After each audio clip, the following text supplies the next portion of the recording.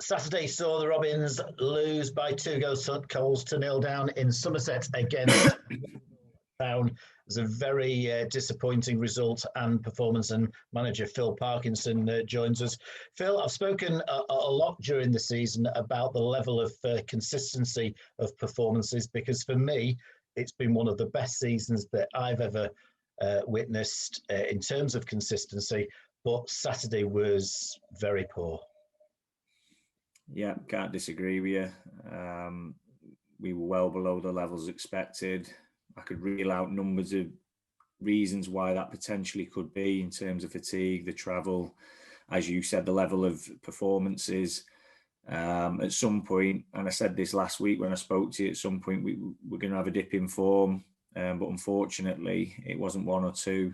I think there was only Tom Hannigan I felt come out with any credit or hit anywhere near the levels expected of him as an individual and when we play as a team. So unfortunately on that day it is a team game and we really let ourselves down.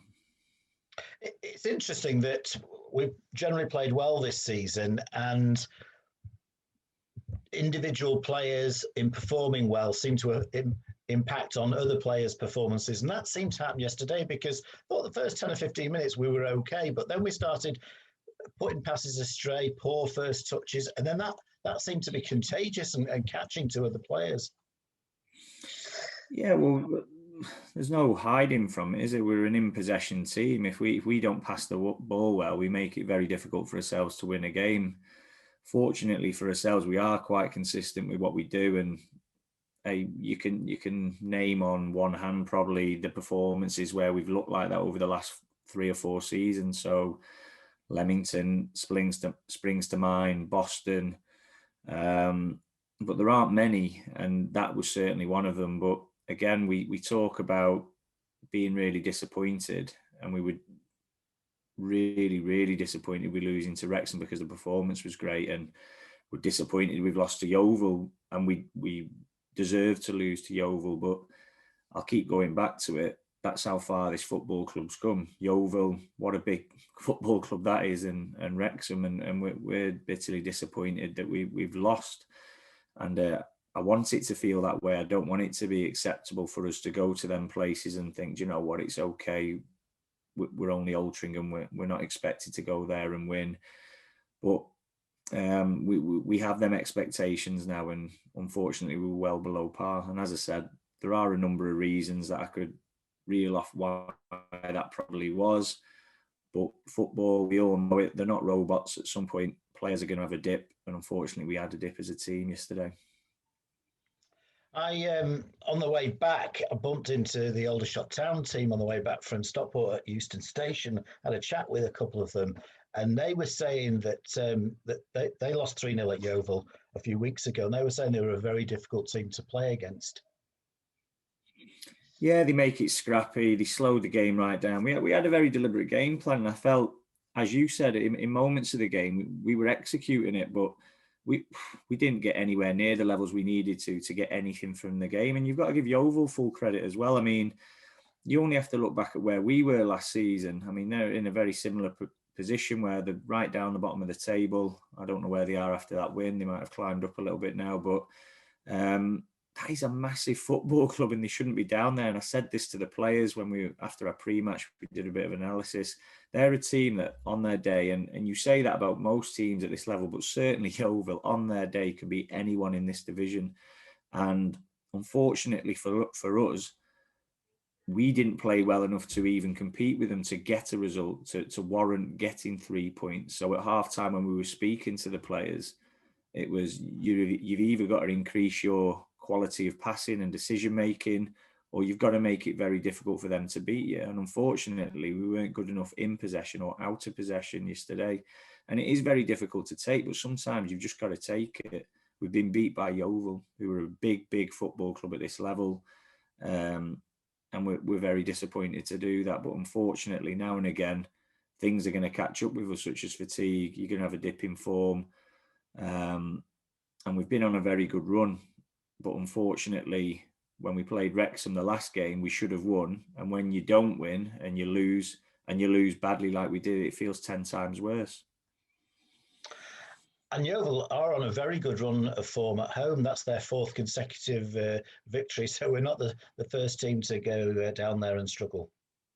No, it's a difficult place to go. I mean, to start off with, the pitch looked great, and it cut up a little bit, but nothing major. And the conditions weren't perfect. But listen, loads of games were off yesterday. Yeovil managed to get that on, and that's full credit. And that's all we've said we wanted to do. We want to play football games. We want to see where we are at this level. We've gone to a new venue, a new ground for a lot of us. Going to Yeovil, we've seen what that's all about now, and we'll take something from every experience. And the thing for me is, from yesterday is when we're not playing well, and we've shown the resilience this season, but that's the worst we've played this season.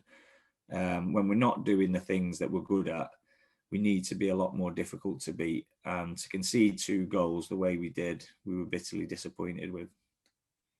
We have to get this into perspective. It's one performance in what's been a really good season. We're still in a playoff position. Yes, we've played a number of games more than a number of other teams. But even if you look at the points per game table, we're actually 3 points off the playoffs. So that is a superb position. Yeah, the lads have done great, haven't they? And I think the thing for me yesterday, and I think myself and Neil both touched on it with the lads after the game, is maybe the lads, maybe ourselves, the football club, with how well it's been going, have got a little bit carried away with themselves. And I certainly got excited, even though I keep trying to keep everyone's feet on the floor. You're only human. You see the points, you see the teams we're competing with. But the message that I've been trying to send home is this could happen to us. We could easily go 4 or 5 games. Not that I'd ever want to dream that would happen, where we don't win a game. And you look at the run of games we've got coming up, they're very, very difficult. So we broke the season into 4. The first quarter, we were fairly pleased with our points return. The second quarter, we won 6, drawn 3, lost 2. Really pleased with that. So we're starting our third quarter and we're on a loss already. And then you look at who we've got coming up: Chesterfield, Bromley, Hartlepool, those types of teams. It could be a very, very tough third quarter for us. So we've got to make sure that we bounce back. We've got to make sure that we train exceptionally hard. We've got to realise what the issues were, why we lost that game. And we've got to do better when it's not our day. So we're getting to that time of year where teams are really going to turn the screw and try and cement the places in the playoffs. If we want to have any ambitions of getting in and around that, we've got to be better. Because if we're not able to win when we're on top, if we're not able to churn out a draw when we're away from home and not playing particularly well, then we won't make the playoffs. We know what it takes to make the playoffs. We do it year on year. We've won championship. The last 2 consecutive years we've made the playoffs. We know as a football club, a team, what we have to do to make that. And for me, that was a bit of a kick up the backside to sort of show us that we're not better than or we're not probably as good as what we think we are. And we need to keep our feet firmly on the floor, because it could go the other way for us as well. So we've done exceptionally well. As I've said to everyone, enjoy the victories. Don't turn on us, as I know a lot of people will have done, when we lose, because people are all excited and they'll be bitterly disappointed. But please don't turn on these players. Don't turn on this team. They've done exceptionally well for you all. And as I said, they give me something to go home and feel very proud about, that I'm a manager of the team. So just remember, they're representing you before you're tearing strips off them. If you're not particularly pleased with the result, it's not intentional. It will happen now and again. And like I said, and I say this all the time, we get it right more than we get it wrong. And we'll be working ever so hard to put right that wrong next weekend. We've got a free week now coming up. Are you pleased about that, or would you rather have a game Tuesday? No, I think we need to recuperate. I think everybody's licking the wounds. Everyone feels a little bit ashamed of themselves, because we know that's not what we're all about. We're an in-possession team that takes great pride in how we play. And when we get it right, we're very difficult to play against. But unfortunately, we didn't get it right on Saturday. And we were really poor. And I felt, where people have been saying we don't look like a part-time team, I felt we did look like a part-time team on Saturday. We looked a little bit jaded. We looked like we didn't have the ideas. We didn't look like we had that person who was going to grab the game by the scruff of the neck, because nobody was playing well enough to do it, apart from Tom Hannigan. And he can't do it all himself. So too many people were below par, and we can't afford that to happen again. So myself and Neil will have to look at did we need to rotate a little bit because we've had a lot of people peaking as well in terms of the distances that we've been covering. And people will say that they've had a week and things like that, but the level that we're competing at every single game, every single week, is at the highest these lads, or a lot of the lads, have ever played at.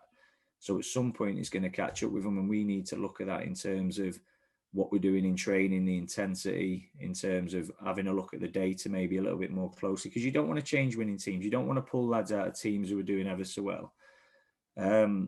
So you look at the minutes someone like Matty Coslow's played. He's played almost every minute of every game.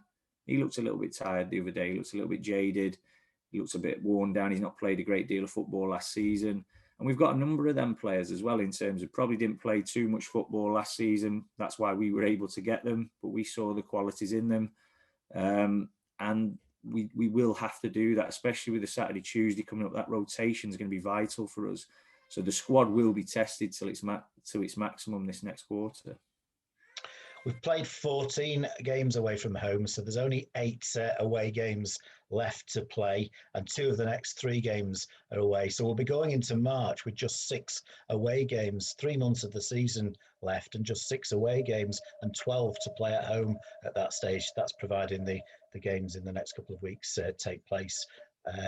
Is that a real opportunity?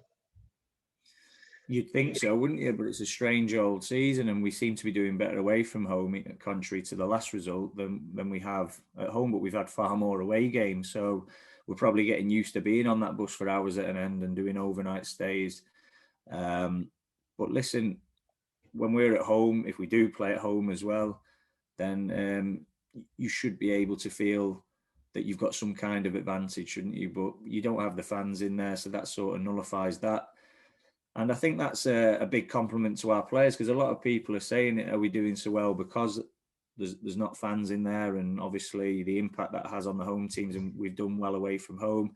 But I just like to think you can identify that how strong we are compared to other teams as well. So you look at where we are in terms of being a part-time outfit, and you look at the teams that we're coming up against, and if that's all that makes the difference, the roar of the crowd, then I think we're doing exceptionally well, and I think that would spur our players on. So as you know yourself, Brian, I don't think you can't take a lot from home field advantage at the moment, apart from the travel some teams have got to do.